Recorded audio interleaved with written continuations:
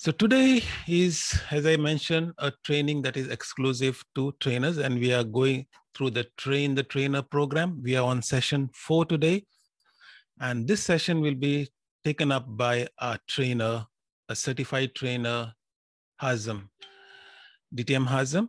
I don't have much to introduce to you because we are a small community. We know each other well. So without much delay in time, I hand over to you to conduct this training.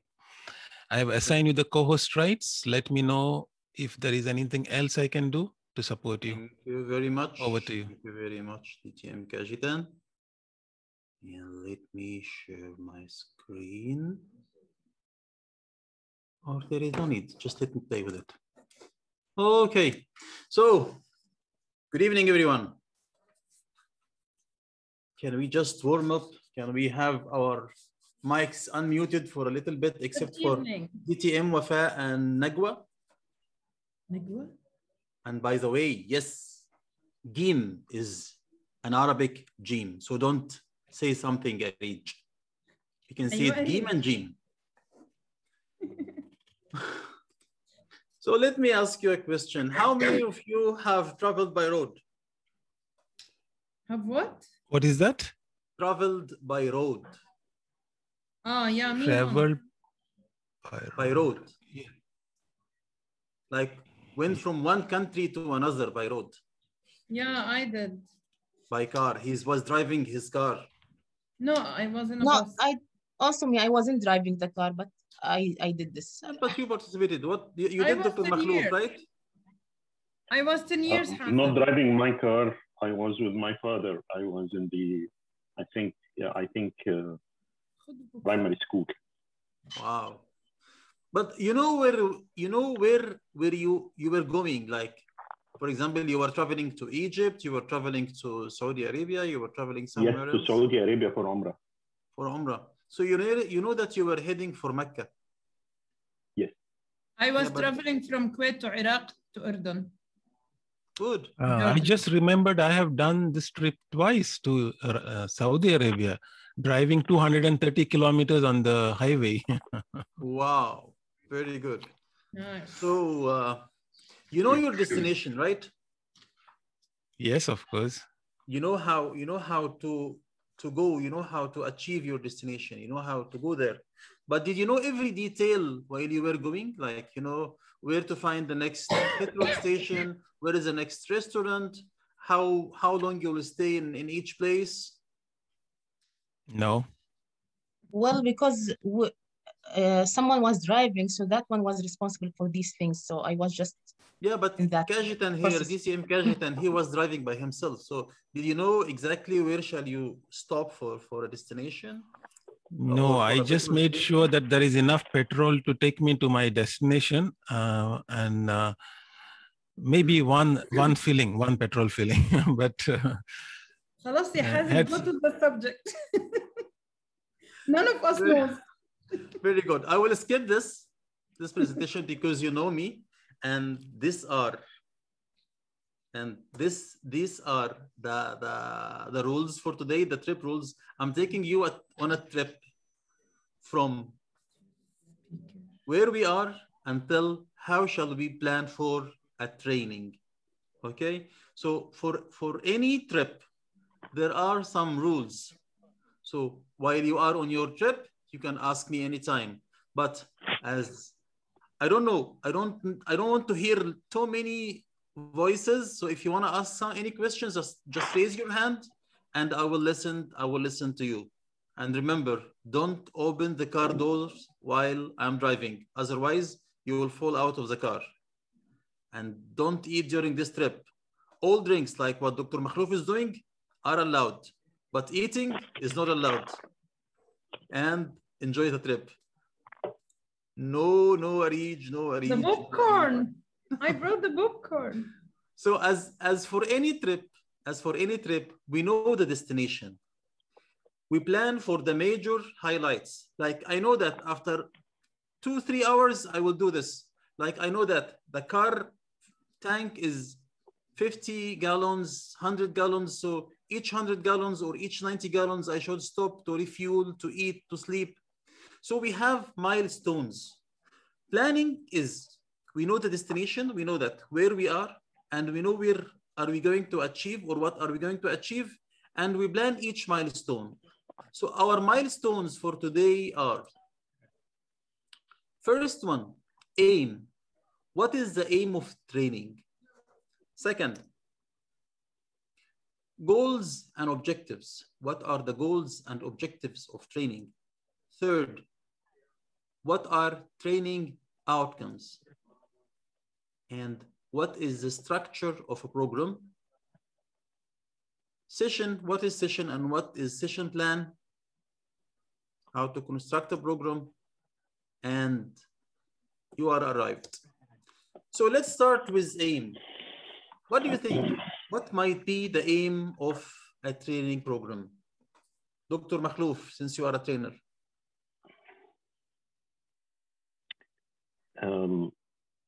To fill the gap of the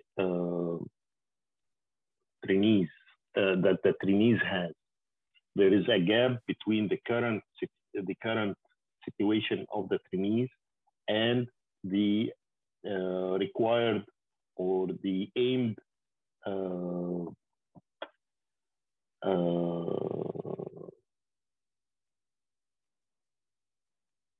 you know what I mean? Yeah. Okay, I got you. First of all, I hope all of you got your pencil and got your papers, not only the popcorn. And I need you to imagine that you are about to plan your first training program, or your second, or your third, or whatsoever. And let's start. To have any training program, the training program itself must have an aim. So what is an aim? The aim is the purpose or the goal of the whole training program. Let's say it's expressed in a broad-based terms, like the aim of this training session is to improve your trainer or to improve your planning capabilities. So aim is a broader term for training.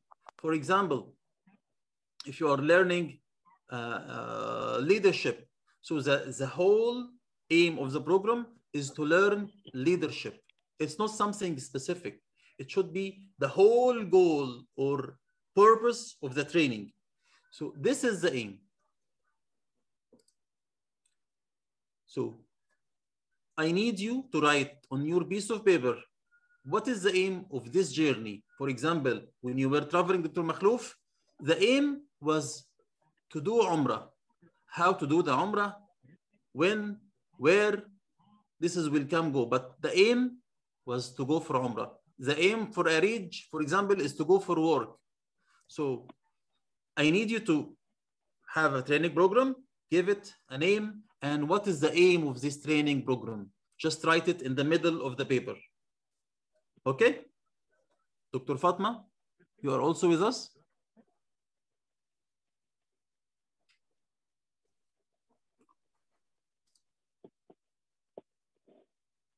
Remember? Yes, DTM Hazem, I'm with you. Okay.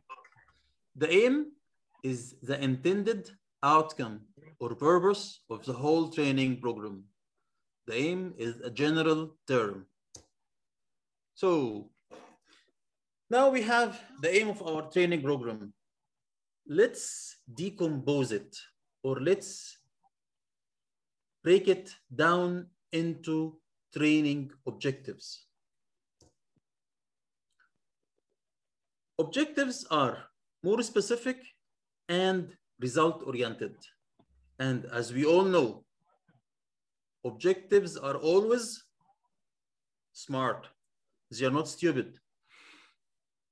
And I assume that most of us knows what's meant by this acronym SMART, right? How many knows what is the acronym SMART stands for?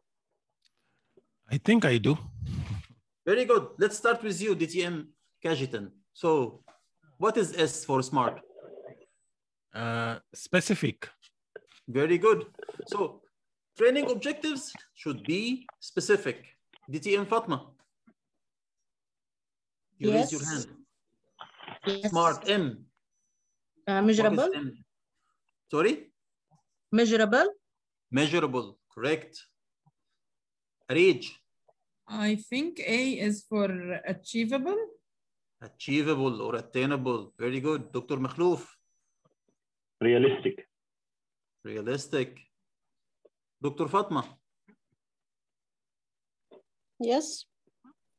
T is And for time bound. time bounded. So definitely, as you have said, it's specific, measurable, achievable or attainable, and realistic, time bound. And as an example for smart objectives, we can say that by the end of this workshop, you shall be able to list 5 attributes of training objectives, which you have already mentioned. So when you write your training objectives, you should write it this way. It should have a specific, it should be specific, it should be measurable. So you list 5 attributes. So now you can list the 5 attributes of training objectives. You can remember them by the acronym SMART. And again,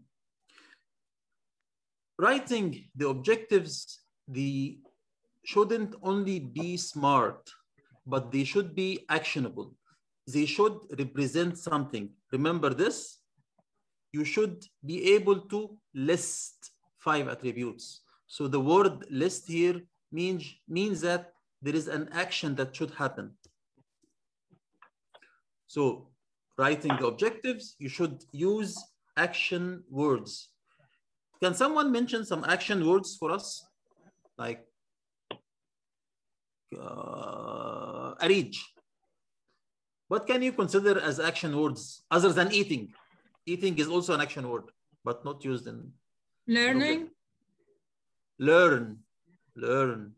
Dr. Makhlouf, can you mention one of the action words? Understand. Design. Kajitan said design. Understand. I think. Yes. Yes. So action words could be list, demonstrate, describe, apply, complete, organize, classify, and definitely, as you mentioned, learn. So can you write at least 3 of the training objectives that you have mentioned, the aim at the beginning? I'll give you 2 minutes starting from now to write your training objectives. Just mention for my 3 training for the training program that I have in mind, right? Yes, definitely. So we started with the aim. Now we have the training objectives. What are the 3 major training objectives? Read, stop eating, and start writing. Write. I'm not eating, I'm writing. Stop being like that.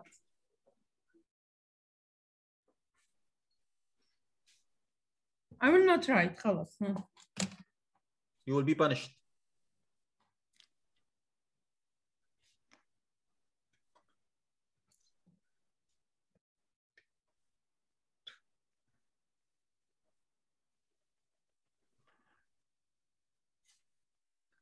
Stop playing with the scissors.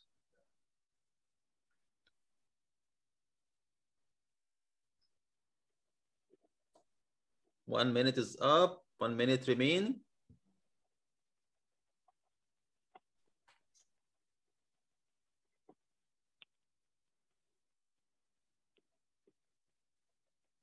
Remember to write the objectives. They should be smart and they should be actionable. They should contain 1 action word.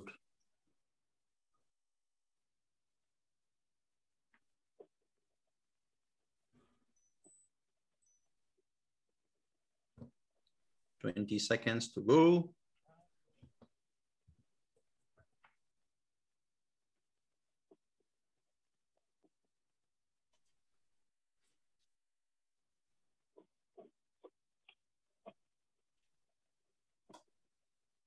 Nine, 8, 7, 6, 3, 2, 1. Okay. I hope we are done.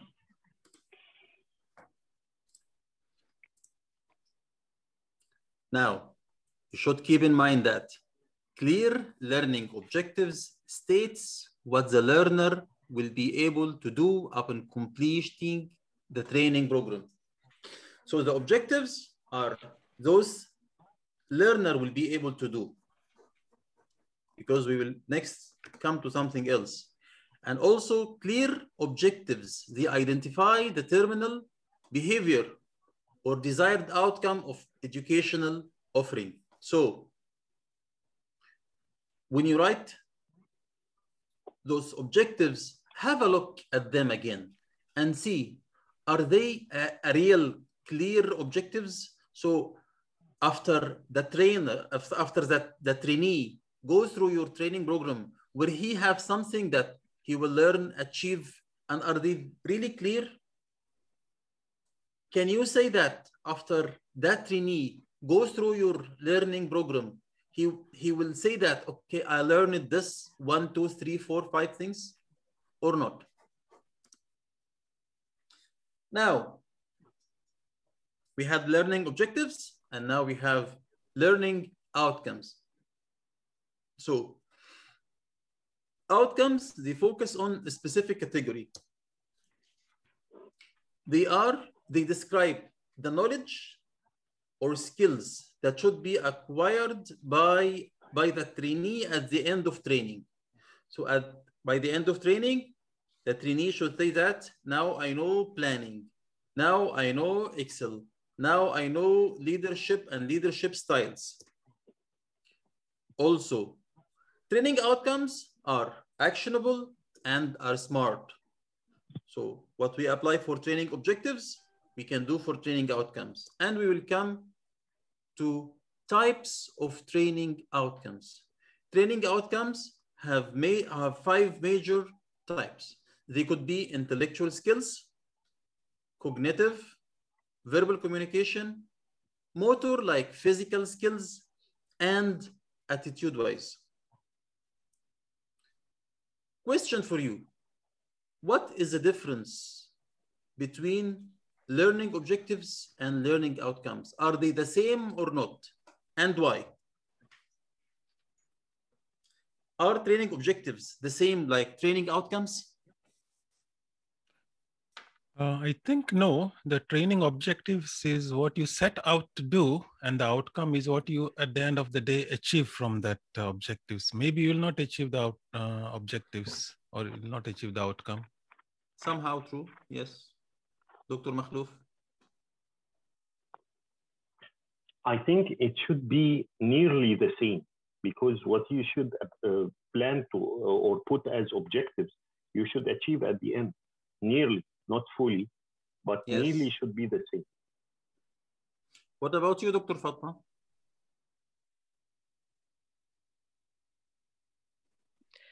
Actually, I guess that objectives are the things or the skills that we are expecting our learners or the attendees should have or gain by the end of the session.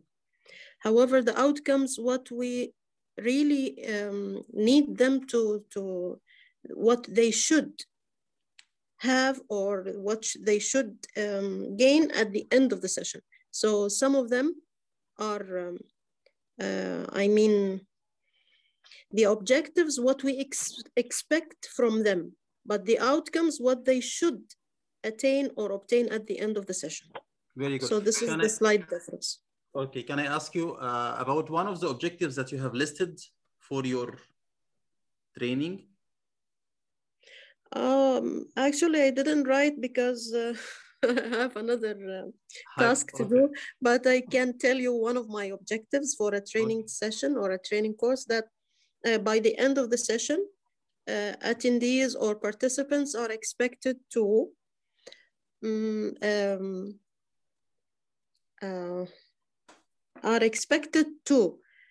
enable the learners to perform the mini dialogue in a time of 40 minutes, of a period of 40 minutes. Okay. Okay. What about you, Dr. Makhlouf? Can you tell me one of your objectives? One of my objectives, I can tell you 5. Okay, I need only one. Design at the end of the training session, the attendee will be able to design his blended learning program. Okay. DTM Kajitan. I need one objective from you. Learning objective of my program? Yes. Yeah. So, for example, I was creating this program for branding and designing. So one of the objectives was learn 5 key design elements of Canva. So I specifically put like... Very good. 5 key. Yes. Okay. So it's specific and measurable. Okay. Now, learning objectives, they are for you as a trainer. Like, what do you want to do from this training? So when you write the learning objectives, it should be written from your perspective or from your point of view as a trainer. What do you want to do with this training? How do you want to do with this? How do you want to do this training? Like I want to teach them 5 styles or 5 things for Canva. I want them to be able to do this. I want the trainers to be able to do this. But not all the trainers have the same capability. Not all the trainers have the same level.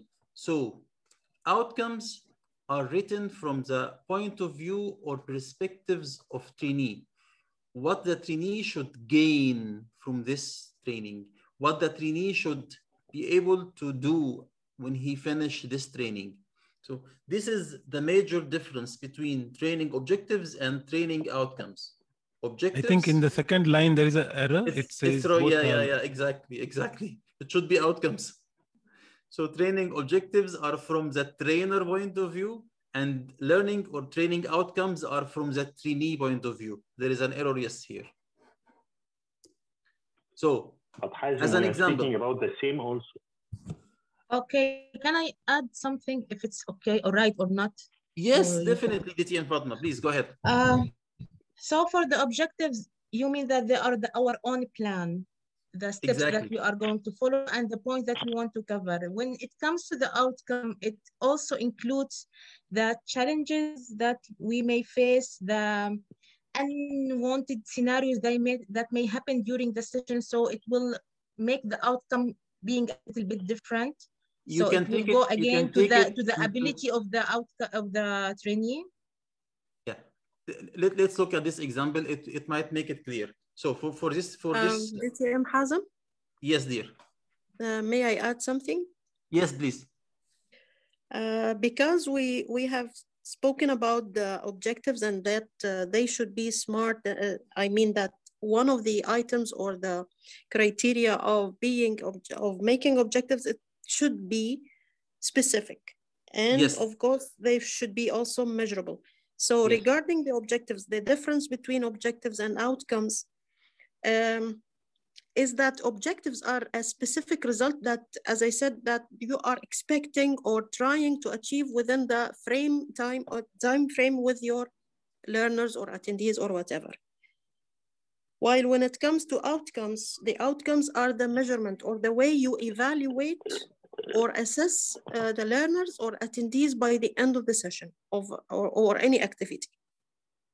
So this is also one of the differences between. Yeah, we can say that, but always outcome is related to result.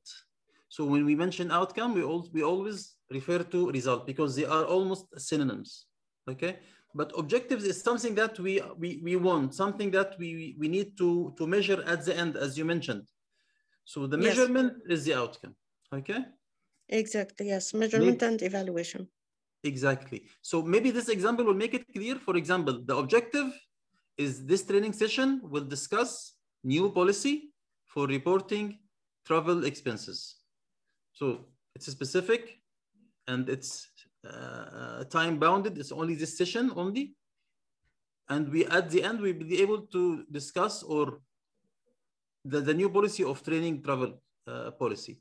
But the outcome is the learner himself will be able to, or he will understand how to apply or to properly report travel expenses. Okay, so this might give you a little clue or cue about the difference between objective and outcome. And as Dr. Fatma said, the outcome is how can we measure the understanding or the learning for the learner himself. Yes, Dr. Makhlouf. First of all, I think we need to rephrase it to have action verb at the beginning. Yes, as you see here, for both have action verbs. First one, he will discuss or we will discuss. So discuss is the action word in the first example. In the second example, the learner himself will understand. So he understands how to apply or report the travel expenses properly. So both of them, both will be done prior to the training. Exactly. Because one of them, you have to wear the hat of the trainer, and the other one you have to wear the hat of the trainee. Okay. So our next. I would like also to add something here, the team Hazem. Yes. Because I'm working in a curriculum committee and we are designing also the outcome and overview of some books. So we always start with the gerund regarding the specific competencies that are the skills or the mini skills that we need our students or the learners to be capable to apply or to practice. Yes. While when it comes to the outcomes should start with the verb itself without adding ing. So it's the verb, not the gerund. Why? Because the competencies or the objectives, let's say, it's an ongoing assessment. It's an ongoing process. But the objective is the outcome is the result, as you have mentioned earlier. Yes. So it should be, for example, show, practice, do something without adding the ing, or it's not the gerund, because it should be the result. So at the end, we should have this skill at the end. At the end, maybe, yes, you are correct. Yes, exactly. You are correct. Okay, so now we have the aim, we have objectives, and we have the outcome. So are you ready to start structuring your program? Are you ready or not? Yes. Very good. So how many elements do we have to structure a training program? 6 elements. The audience, who will be your audience? The stakeholders. What is the time available? How much time available for you, for them? What's the content? And what methodology shall you apply? What are the resources available and what type of resources? And what kind of assessments you are going to use? So, audience, you have to know your audience first. And how to know the audience? By applying the word. As in your screen.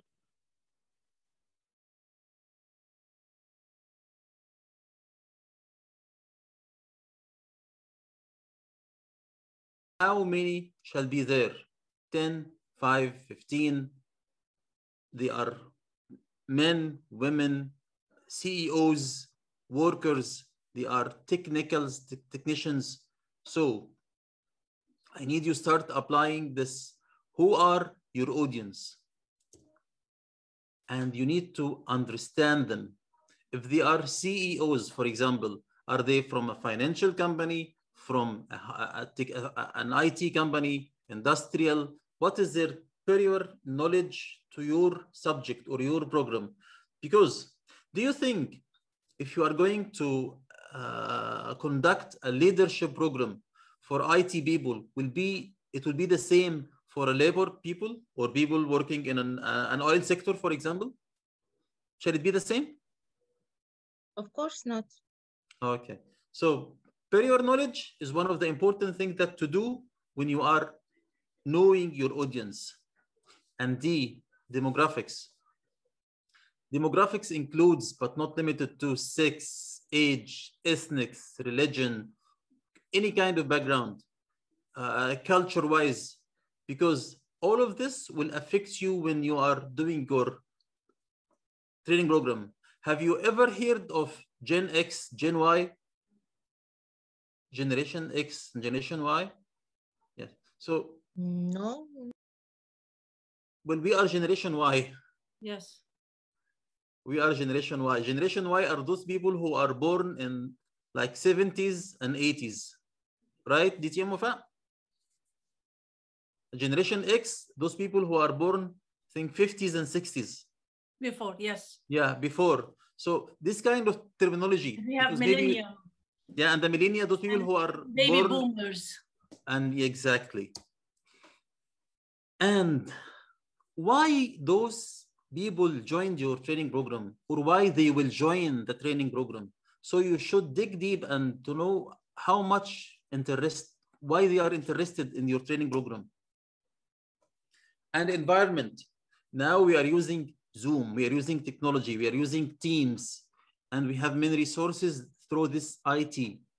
Before, we used to have classrooms, we used to have projectors, white papers or whiteboards. We used to have charts. So what are the environment you will do your training in? And needs. And it's always look for the needs. Why do they need? And the need is different than the interest. Maybe they are interested. Maybe they are shoppers. They are interested, but they don't have need. But if they have the need to attend your program, definitely they will do. Customizing. It's not like a t-shirt. One program fits all. You can do the same program for the same people from the same background, but one culture is different than one culture. If you do a leadership program for IT people from Egypt, it will be totally different than doing the same for people from China or people from India or people from Japan, right or wrong. So customization is one of the key part when you know your audience. And last thing is expectation. You know what is the first slide or the first thing that you do at the first day in your training is to set their expectation, because people comes with different kind of expectations based on the need and the interest. So first question to do, like, what do you expect from me? Because based on this question, you may change the whole program in the next couple of days based on what do you expect from me. So to know your audience well, you have to know your audience. You have to analyze them, understand them, know the demographics, interest, know your environment, what is their needs. Based on that, you will start customizing them and check for expectation or manage their expectation. Second part or second thing is time available. And now everything is based on time. When we were traveling, we know that the whole trip will take 2 days, but 12 hours we will do this, and it's days. So time here is two parts: your time and their time. And your time starts with how much time you are getting prepared.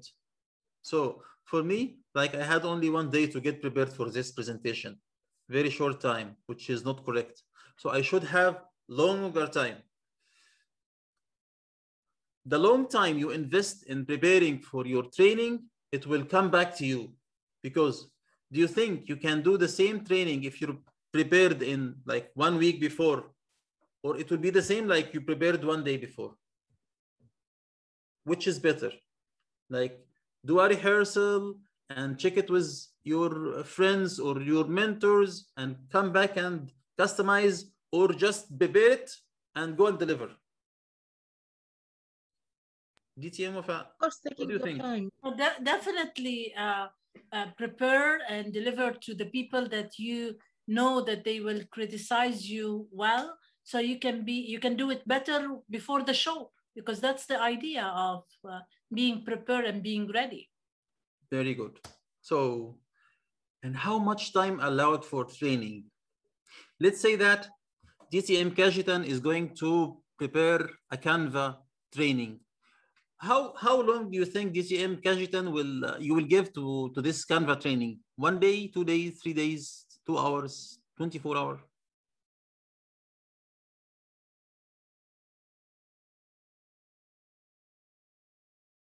DTM Kajitan? Oh, it depends on the, as I said, the learning objectives and the learning outcomes would determine that. But generally, skill-based trainings normally have to be such very specific, should be short, 2 hours. Beyond that, you lose interest. But if it is more like of a leadership where a lot of activities are involved, where role play is involved, then it goes. So Very it's good. all depend upon the type of training. Yes. So one part depends on the audience and second part depends on the type of training. So you should think that how long it will take and what can you really accomplish. So as DCM Kashitan said, for a technical training, maybe 2 to 3 hours, you will accomplish a very good portion of training. But for something like leadership, you need to include role play, you need to include discussions, you need to include games. So it will take more time. So you have to assign a proper time of training based on the topic. And trainee time. And the most important thing that you have to think about in trainee time is only one thing. Not when, because maybe they are forced, like they have to come from 7 to 8 or Tuesdays or weekends.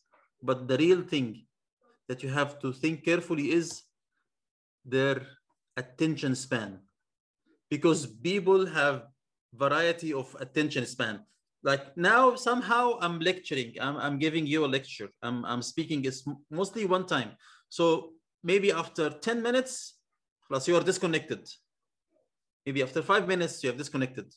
So either I will ask you some questions to make sure that you are involved, or we will have to play a game, or we will just go and stretch, do anything else.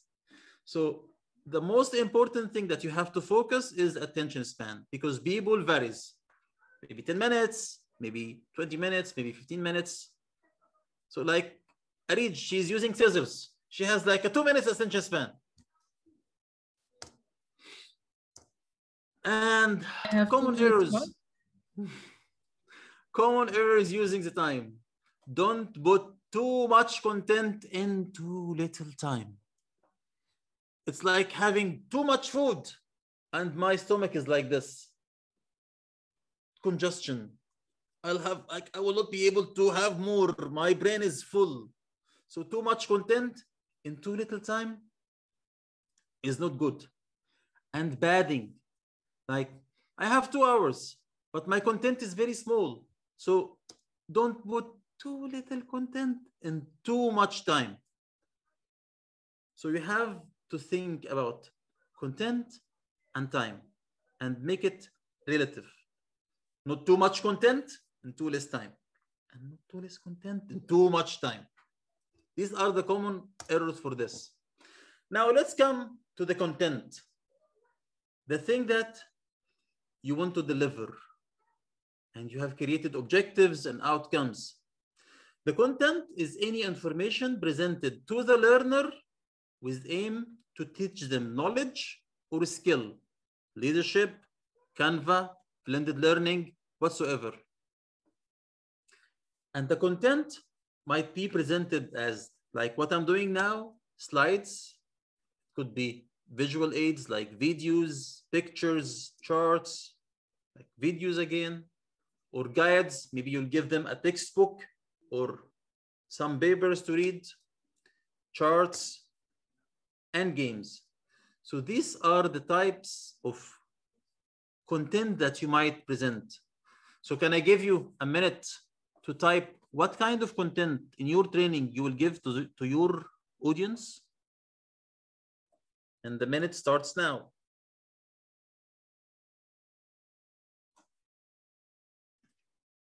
So we have the aim, we have the objectives, we have the outcomes, and now we have the content.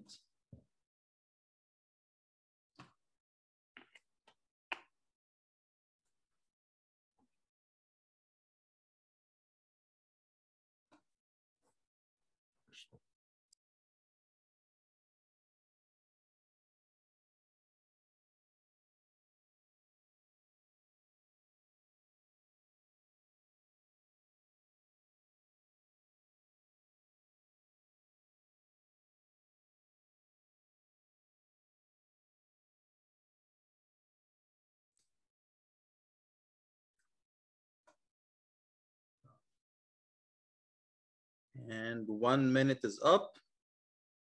So by now you should have the content of your slides, and excuse me because I have pronounced it as content. I prefer content than the content because I'm too much content. Thank you for who corrected the word for me. Okay, so what makes good content? First of all, your content should gain their attention. So you should include not only books, but some quizzes, some games, some videos, maybe if you are online. So good content should gain learners' attention. And it should really present your objectives.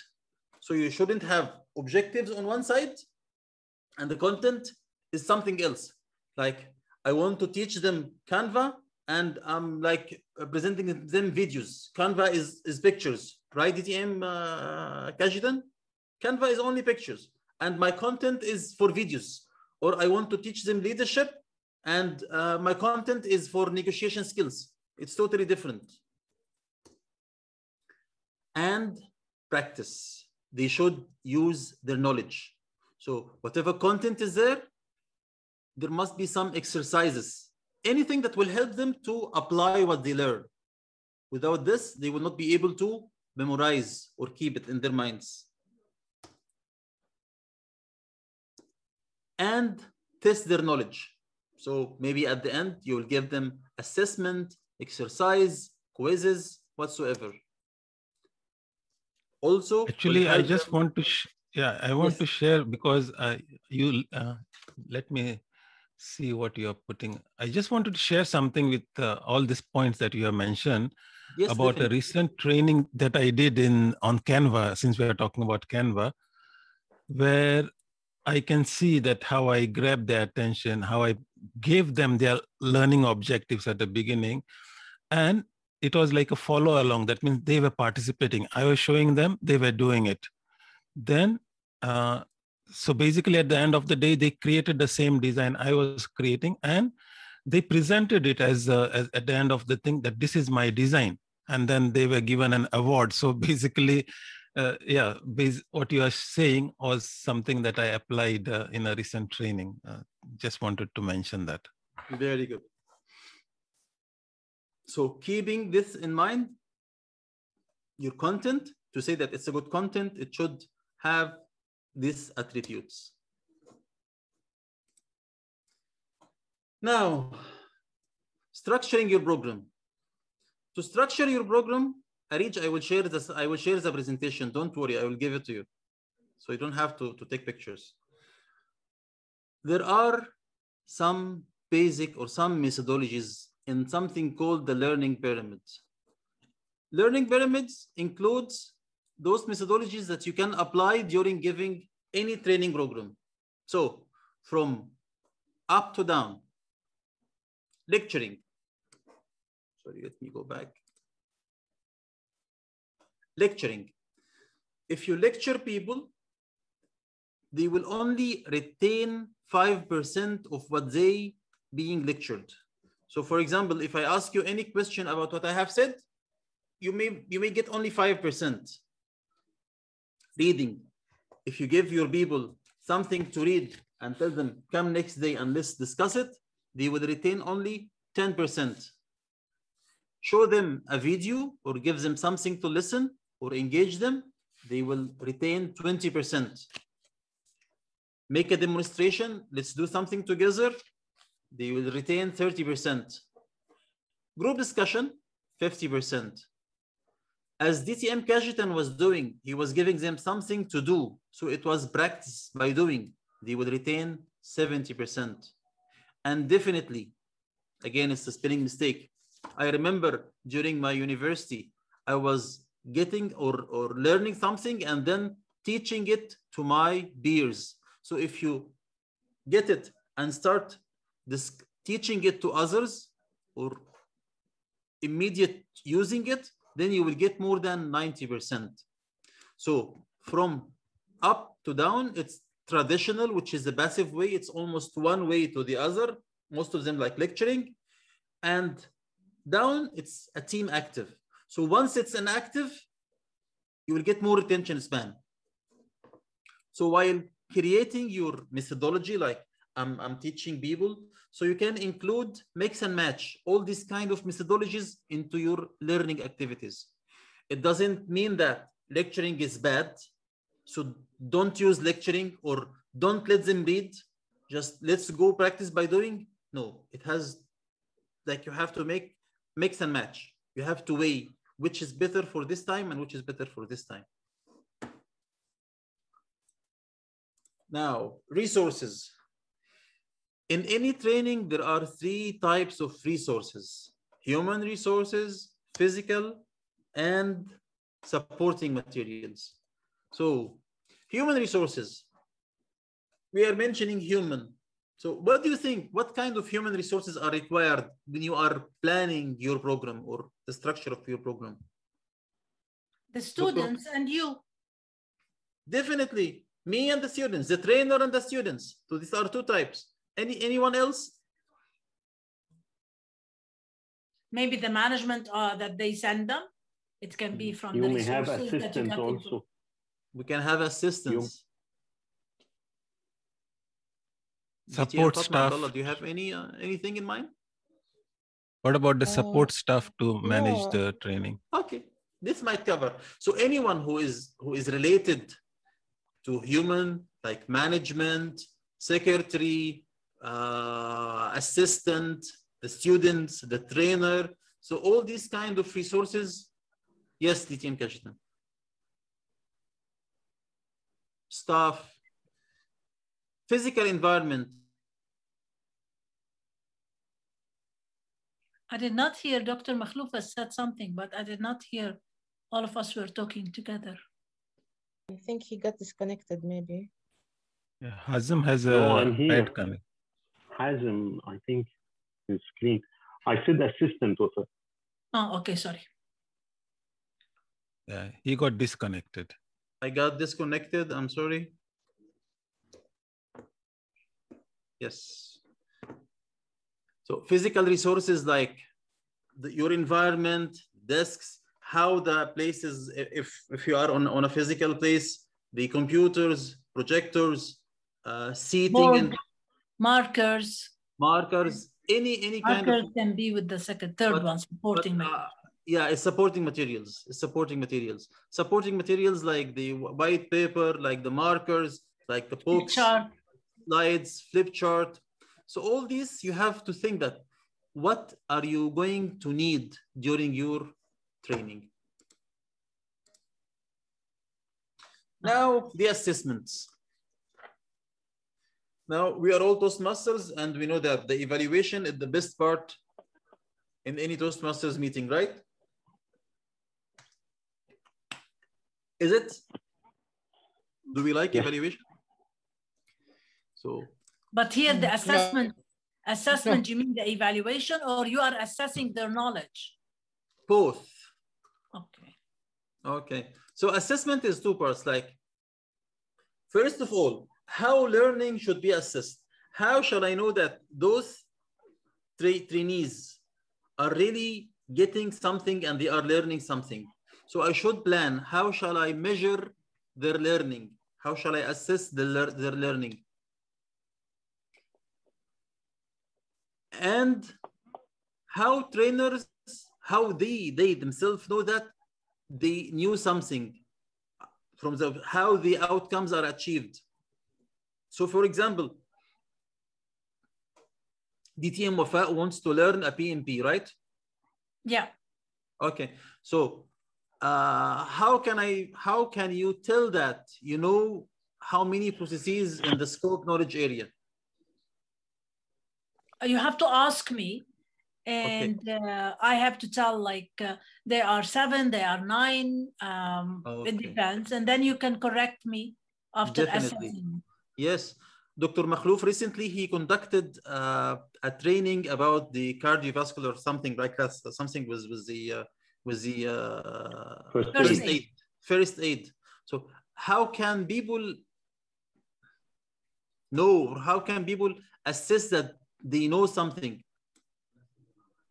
I'm doing a practical exam after each part, and they are doing what they learn again as assessment, and I'm giving them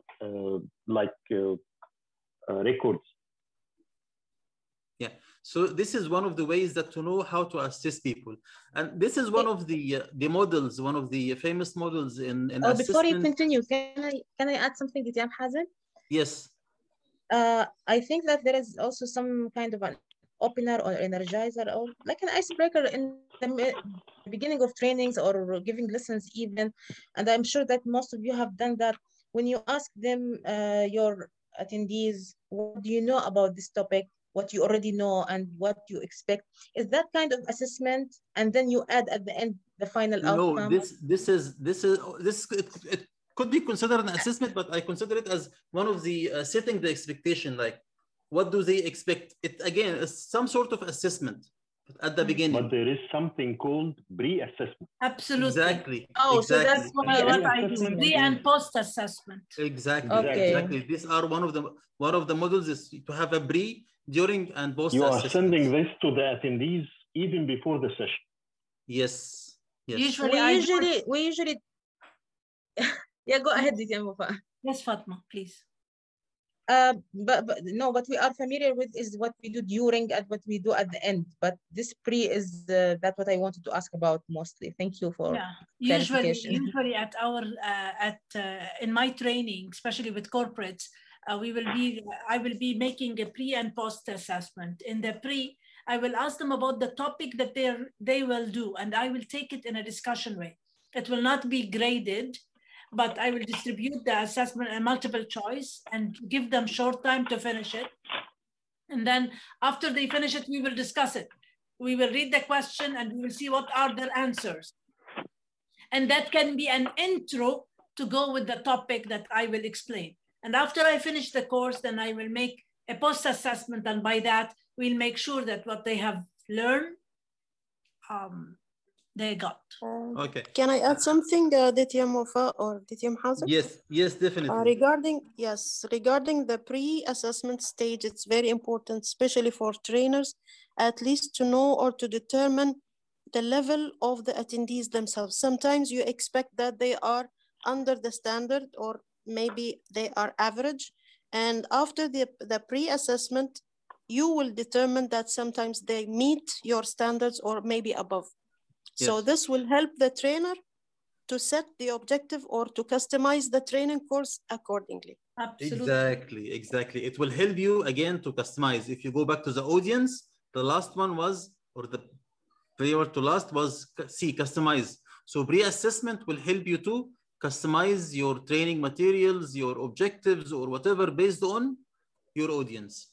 Now, definitely, the Kirkpatrick taxonomy model is the ongoing assessment model because it's reaction. So you ask people questions, you look for their participation and reaction during the learning. So you see that you ask them to see that they are learning or not. Behavior. So the behavior has been changed based on the knowledge, because once they acquire the knowledge or the skill, definitely the behavior will change. And results. You will give them exam or whatever to see that the results are matching or not. Can I add something?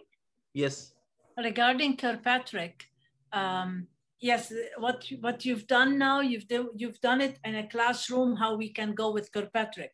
But as L&D, and we implemented Kirkpatrick at our corporate training, and in the reaction, we will first meet the client and see what they need exactly to make for them the program. And after meeting them and making the proposal, and that's what they want. Then we will do the actual training, which is the learning. That's stage 2 in Kirkpatrick. And in stage 3, after 3 months, and it's a must in our work, after 3 months, we'll send them a survey to the management of this subordinate or whatever, the employees that they came.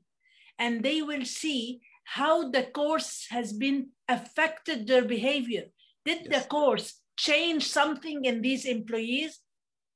And we get the reply. Now, stage 4, we don't do it because it's the company itself to see the return on investment of her employees, that they went on the training, how they added the value to the company itself. So this is the job that in corporates we cannot do it because it's the other side. Yes. So you can apply Kirkpatrick either in organizational style or in classroom style. It can work both. Definitely. And after you have know your audience, you plan the structure, then you go to a smaller scale, which is the session plan. To plan your session, first of all, you have to go back to your milestones, your learning outcomes. Based on them, you will start saying that in this session, I have these milestones to achieve. 1 milestone, 2 milestones, or whatever. And your topics should be clear. So you have to clarify your key topics, what you want to teach them, what you want to give them, and use the logical flow. So in any session plan, there are 3 main categories: what they must know, what they should know, and what they nice to know. Good to know. Or good to know. And make sure that the base and the pitch are consistent, because not one session you will teach them one block which requires, for example, half an hour in 2 hours. Again, not too little and too much, or too much and too little. So base and the pitch, how fast and how many should be consistent. And go back to the learning pyramids. So what methods and resources should be used? Also, what is the session time? And session time, again, will be depending on the attention span. So maybe you can give them 1 hour or 2 hours or 3 hours. But how shall you divide those 2 hours or 3 hours based on the attention span, which is based on your audience? Finally, the program itself. And the program itself is nothing than the building blocks, which are those sessions. So once you start planning your sessions, know each session what it shall continue, then you build them up and they will become your training program. And advice for myself, before all of you, after you combine all together, you have to practice, practice, practice. At the end, you will find yourself reached your own destination, and we have arrived.